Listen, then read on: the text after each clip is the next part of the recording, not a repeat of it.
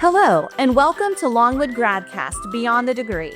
I'm your host, Dr. Sarah Tanner Anderson, Assistant Dean of the College of Graduate and Professional Studies. This season, we're exploring one big question: how did you get here?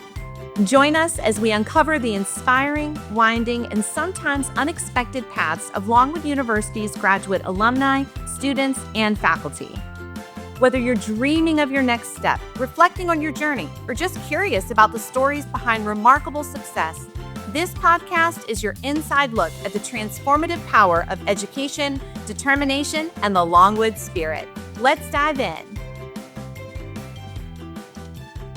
Welcome back, everyone. I am absolutely thrilled to welcome with us today our fabulous Dean of Admissions, Jason Ferguson, affectionately known as Ferg, as our guest speaker for Season 2 of Longwood GradCast Beyond the Degree. Thank you for joining us, Ferg. Thank you so much for having me. This is awesome.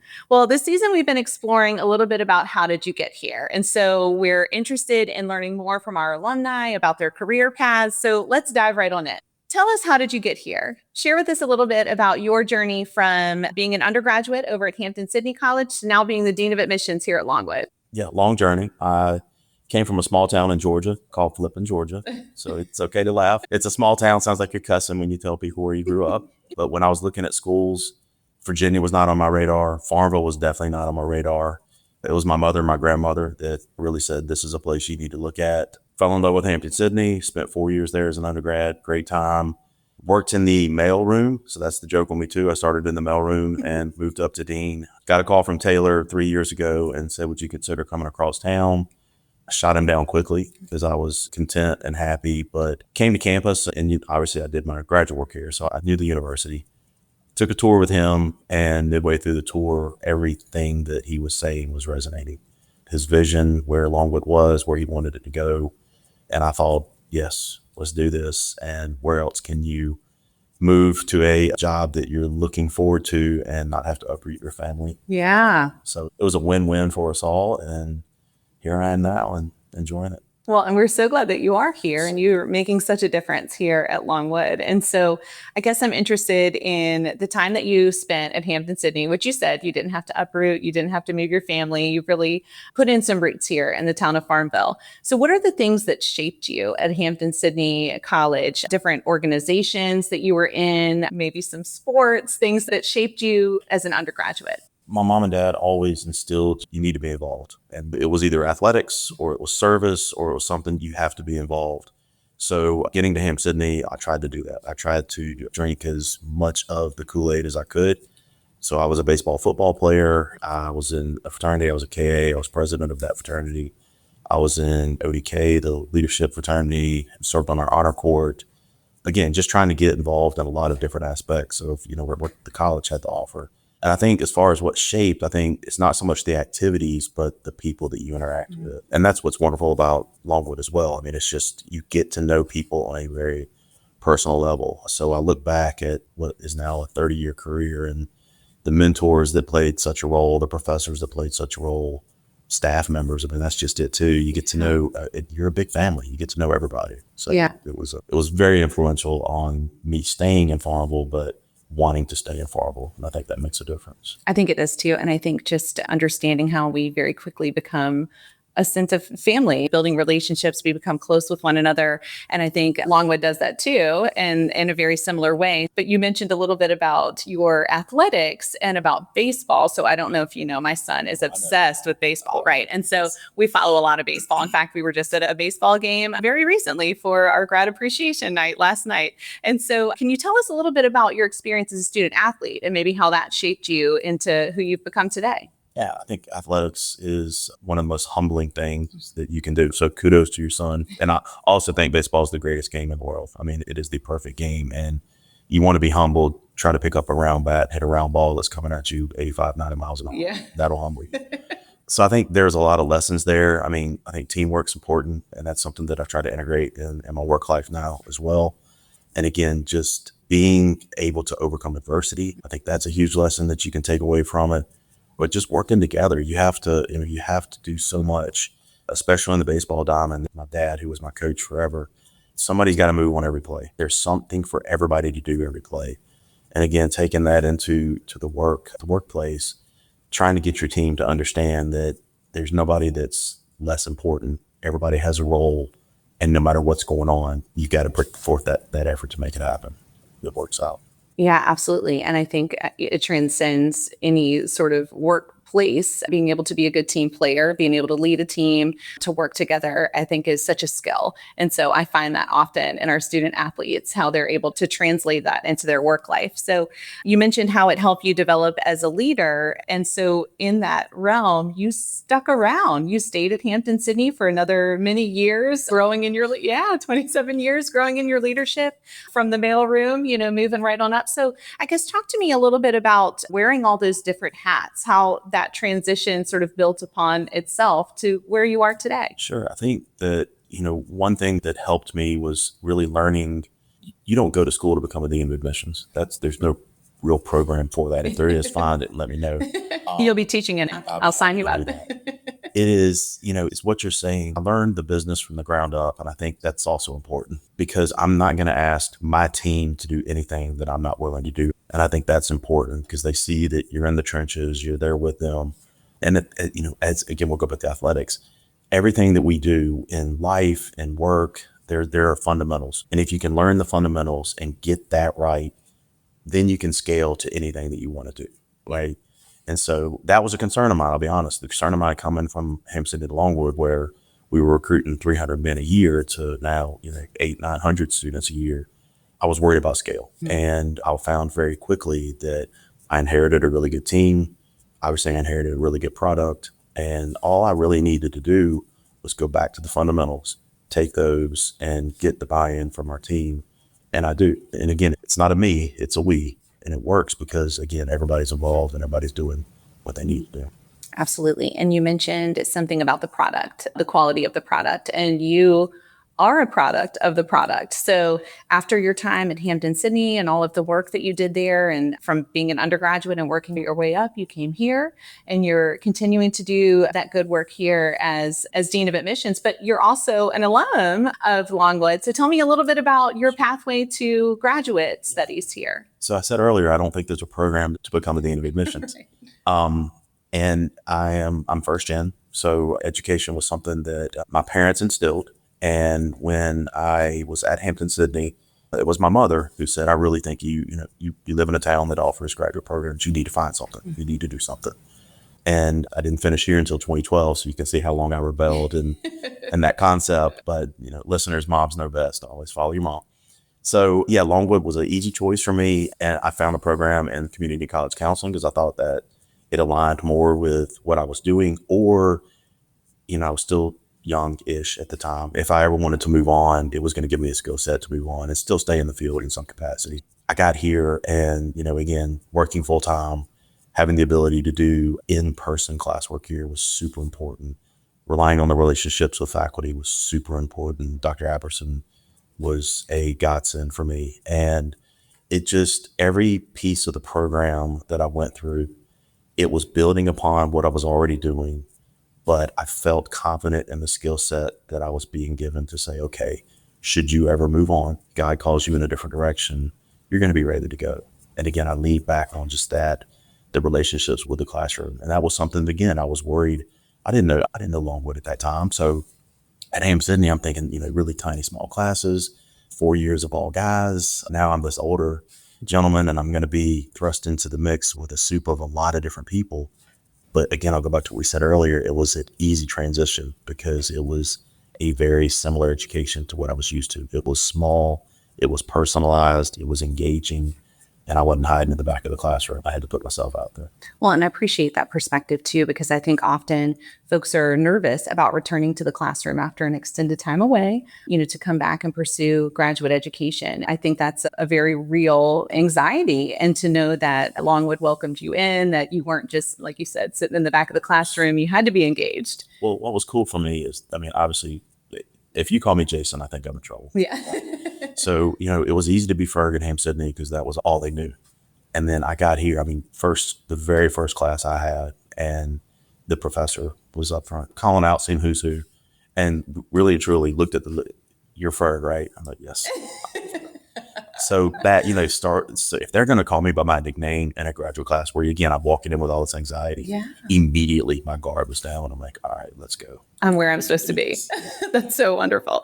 And so I appreciate you sharing a little bit about your graduate experience, because I think, often we spend a lot of time talking about our undergraduate upbringing, and it means so much because it does sort of provide that foundation. But when you step into a graduate program, and especially one where you're not really sure, is this ultimately what I'm going to do? What am I going to do? There's no pathway for a dean of admissions, but knowing that it gives you the tools and the skills that you need that are transferable in any way, in any place that you go. So thank you for sharing that. Do you think then, considering what you learned in that program, have those skills been something that you've been able to apply into your, dean of admissions role now, or other leadership roles building up to this? Oh yeah. I mean, I think, again, I'm not a licensed counselor, but I counsel every single day. And whether it's learning how to do that with a prospective parent, a prospective student, high school counselor. I mean, so just, learning how to integrate or interact with all of those different constituents,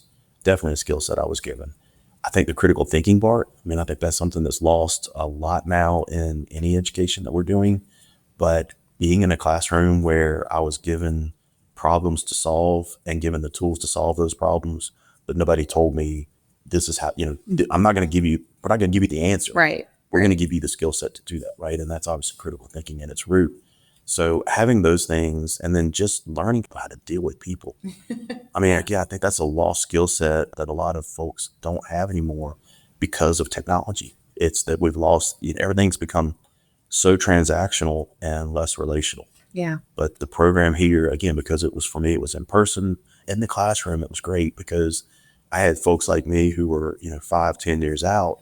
And then I had some students who had just done undergrad. And so having that perspective in the classroom and that melting pot of ideas and being able to have conversations where nobody was shouting you down for a different opinion. There was a very, high level of civil discourse. And I thought that was great, And so I was learning as much from whoever was behind the podium as it was from maybe the student who had just graduated who was sitting behind me. It was great. Yeah, I think that's fantastic. And I think that's a high standard that Longwood holds. If you talk to anyone about Longwood, we're all about developing citizen leaders. But I think that's really not just lip service. It's something that we put into practice every day. And so I love knowing that your experience in a grad program here at Longwood prepared you to continue those conversations. And I think it's a lost art. I think it's a lost craft, being able to talk with one another. And so knowing that you have that skill and are also using it in a way that, hey, it brings citizen leaders, aspiring citizen leaders here to Longwood. I think that's a wonderful display of what you've learned in real life each day. It also makes it easy for me. Granted, my role and my job is undergrad admissions, but being able to, as you said, as a product of having a graduate degree here, I can go ahead and start talking to moms and dads about not just the 4-year program, but let's talk further. Yeah. And so having the ability to do that, I think gives me an advantage over some of my colleagues around the state, don't mention anything. But just having the ability to have that conversation of, okay, we see you, we want you to make an investment, but you really can start making an investment further out. Yeah. And let me tell you how it helped me. And so we have these conversations every day with parents who come through our doors, which is cool. Absolutely. And I think, sometimes the students might not necessarily be thinking about it. And some of them are, but the parents in particular, might want to know what's next for them. So as much as we talk about how did you get here, we're trying to help them get to their next step and level up in their own careers. The biggest question I get is, how can you promise me little Timmy or little Susie's not going to move back into the basement right when we're done? So we solved that for very quick. I think that's great. And I'll be there before I know it. And you will too, with your own. So I guess going back to the time that you spent at Hampden-Sydney and here at Longwood, how do you think your perspective of higher education has changed or shifted over the years in your experience? Wow. That's a great question. I think the shift for me is just seeing the roller coaster that higher ed's been on in that 3 decades. There's a pendulum shift, what seems like every 2 or 3 years, on what's important, what people think are important, what they're looking for, how we interact with each other, how we interact with, again, all the constituents I've mentioned.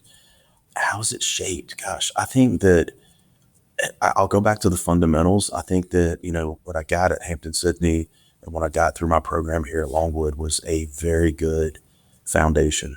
And so, and this will sound cliche, but if you got that foundation, those shifts can happen, but you're going to be steady. And so I think for me, a perspective I've been given by both institutions and both programs is be true to your core and let those shifts happen. Be aware of those. You got to be nimble enough to react to them. But if you stay true to your core, that's going to resonate, and that's going to make, not only what you do fruitful, but it's also going to make it impactful. It's going to make it rewarding, which is, again, why I think I'm still doing this, because I love what I do. And you do it well. Well, thank you. And it's not stressful. For those who don't know, I used to have flaming red hair. Hair will gray it very quickly. So at least I have it, as my friends would say, you still have your hair. But it's a stressful business. But if you stay true to what you believe, you stay true to your core, you can weather that storm. Absolutely. And so I guess talking a little bit more about that, perhaps from, a prospective student's perspective. Higher education can be something big and scary, particularly for first generation students like you were and I was as well. It can be a daunting application experience, visiting different colleges and finding that right fit. So you've had a lot of experience over your career in higher education. What are some of the things that you share with people about picking the right path for them? Because you mentioned having that strong foundation makes such a difference. So what do you share with prospective students and their parents? I try to be genuine. I try not to, even though, I'm in sales. I know that I'm in sales.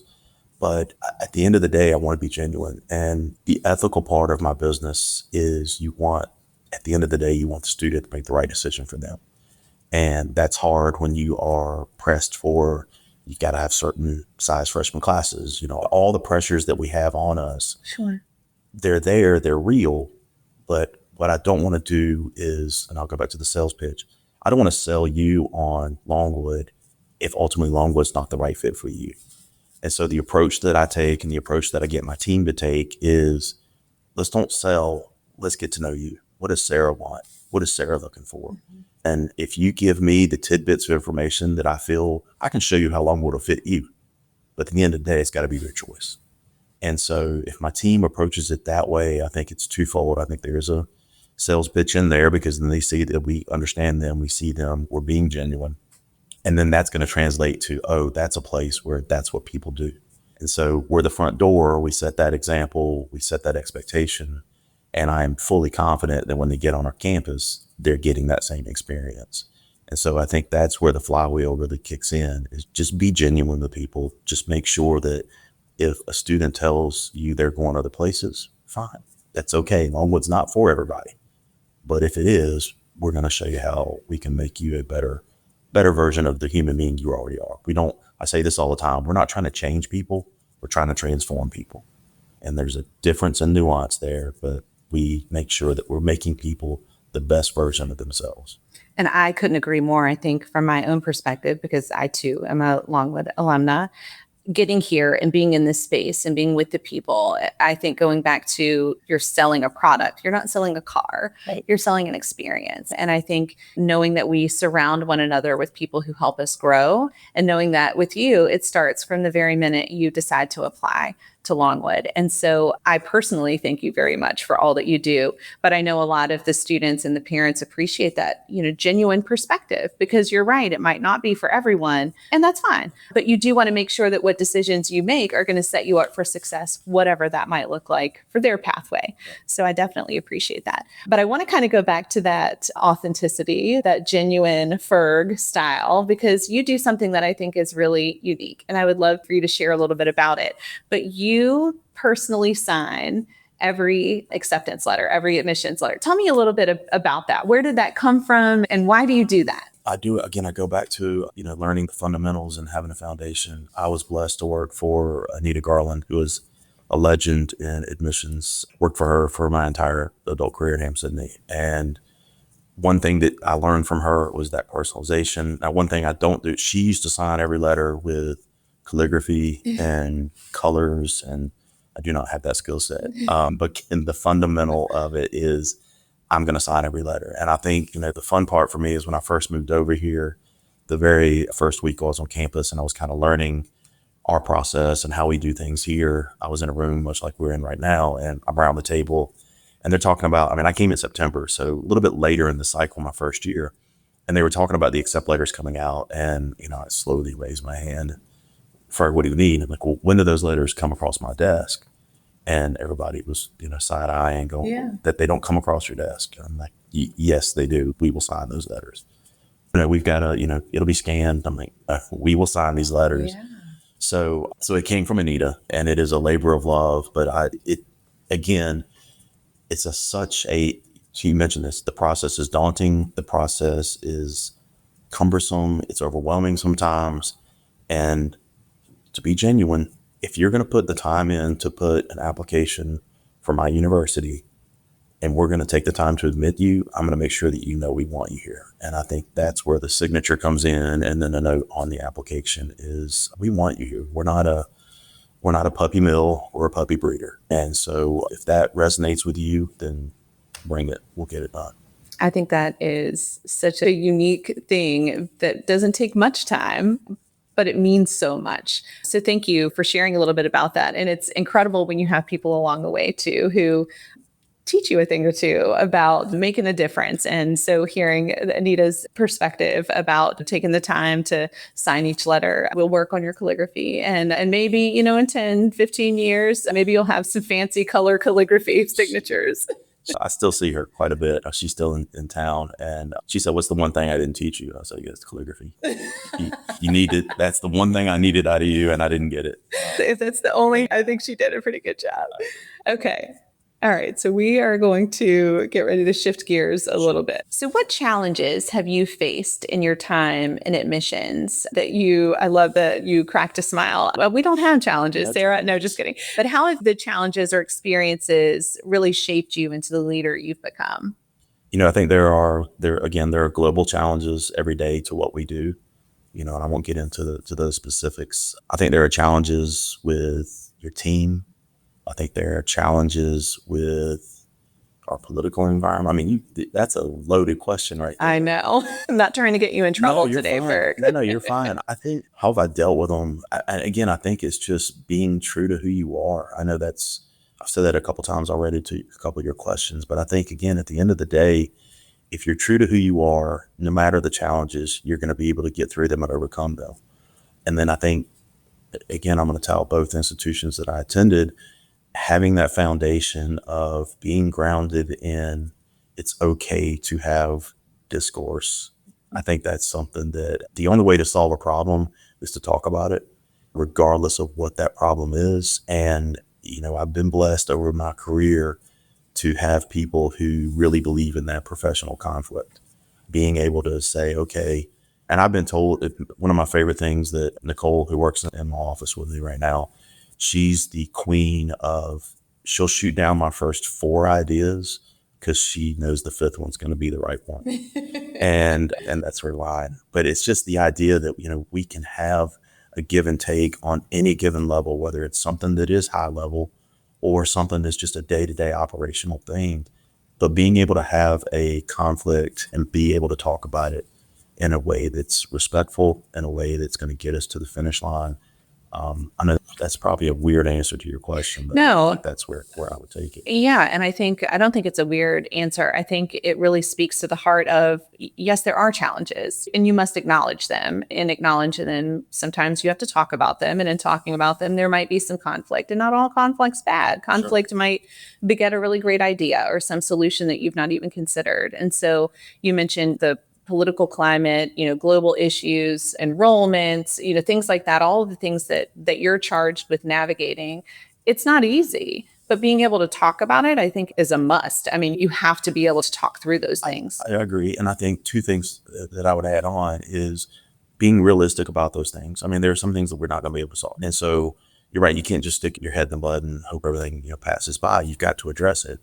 So being realistic. But the other thing too is just being collaborative. And that's something that, I'm blessed with here at Longwood, is that I told you it's not a me, it's a we.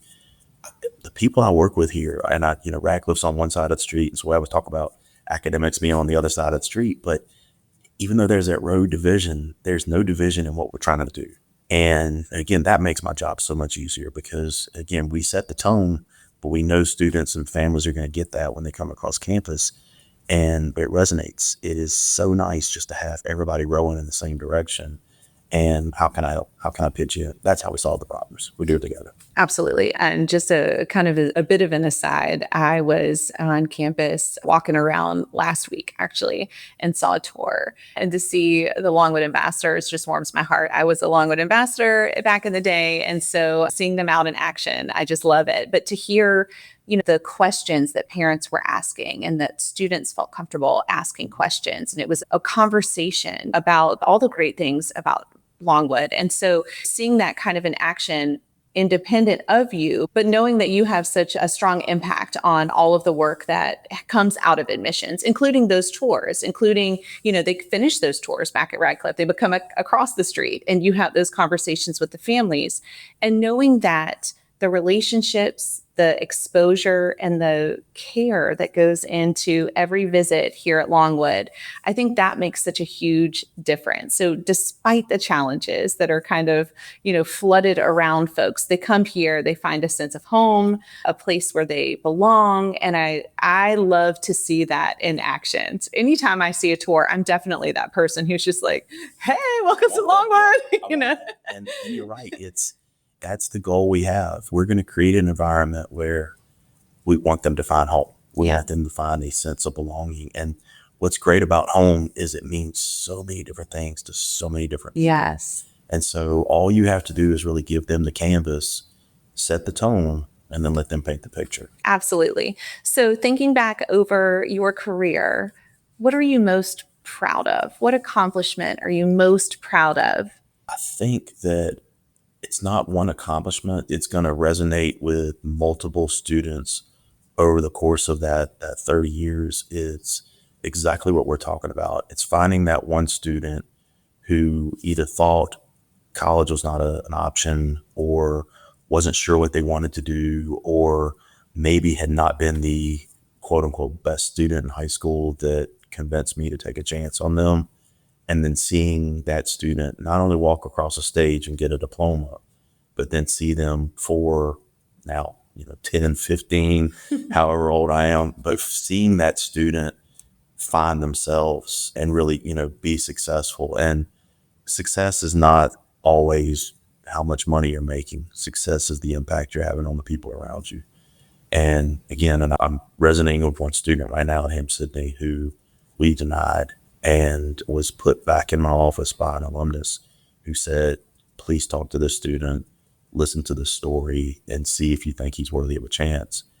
We gave that kid a chance, and he's killing it right now. He's married. He's got 5 kids, which is, with one, it's already wild to have that. But 5 kids, and he's doing well in his career. He's a deacon in his church. He coaches Little League. He's a scout master. I mean, he's the reason we do what we do. Yeah. That's a kid that has become a better version of himself. And so I think my biggest accomplishment is the valedictorians are easy because they're probably going to do okay with a little push, but seeing that transformation for the average Joe, because I kind of feel like I was that average Joe as well, Yeah. And so I think that's the reason I'm in this business. I want to give back because so much was given to me. And that's the accomplishment of seeing that happen. Oh, Ferg, that's so amazing. Thank you for sharing that. And you have shared so many incredible ways that you are making a difference. And you mentioned that impact, and knowing that you are having such an incredible impact on our campus community, it brings me such joy and hope, because things can be crazy from day to day. But every group of students I see in a major admissions event, or every single family I see going on a tour, knowing that you're at the center of that brings me hope. So thank you for being here. So I guess we've talked about how you've gotten here. So what's next? What are your big plans for the next couple of years for admissions for you? What's next? Wow. I think what's next is I want to see us grow. For the past 2 years, Longwood is taking her right place as a choice and not an option. Yes. And so that's what's next. I want us to be the choice for more not an option or the choice. Absolutely. And I want to just interrupt right there and let you know that my son, who is 11 years old right now, tells people that Longwood is his first choice. And if that doesn't work out, one of our larger competitors is his second choice. And so I tell him, please share that good news with everyone. Spread that gospel. We want to be the choice. Yeah. And I think, it's, and again, I've seen it. Sometimes the wheels in higher ed turn slow, but you mentioned the tours. We are seeing it, and it's just it's a fun ride to be on right now. And watching that transformation of just that little difference. It's okay to look other places. You're not going to find a better place than Longwood. No. Not going to happen. No, it won't. Longwood Tome. So I guess my last question for you, we've talked a little bit about how you went into undergraduate, first gen, came to Longwood, got your master's. What advice might you give to either someone who's aspiring to come to college or perhaps an alumni who's just finished? What are some nuggets of advice that people can take and go forth when they're thinking about their career path? I think first, be coachable. We talked about athletics quite a bit, and I come back to that a lot. Be coachable, because that's going to make you a better person. It's going to make you a better employee. It's going to make you a better student. Whatever you want to put in that blank right there, being coachable is going to make you better. Don't be afraid to take a chance. Be a risk taker. Be adventureful. Be willing to not be in a classroom for 10 years and then put yourself back in that classroom, because again, as we started our conversation, the nuggets of information that you're going to get are going to be invaluable. And again, it's not just the person that's up in front of the classroom. It's all those people sitting in the classroom with you. And again, God bless my mom. Had she not pushed me to look at Hampden-Sydney, I wouldn't be sitting here.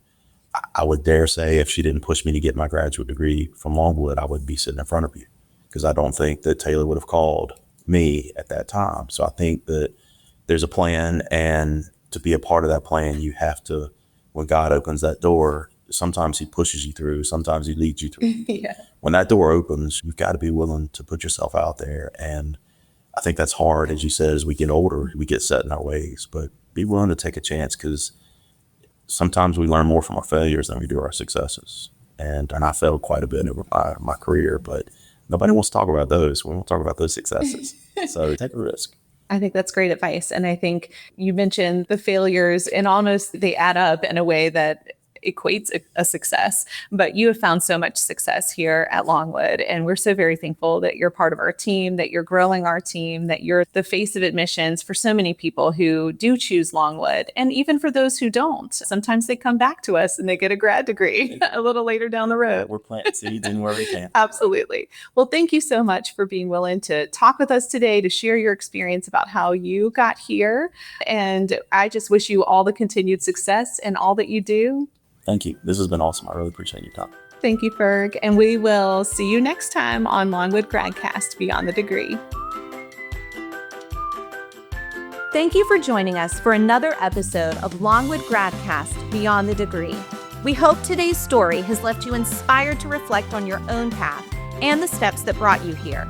Remember, every journey starts with a single step, and we are here to support yours.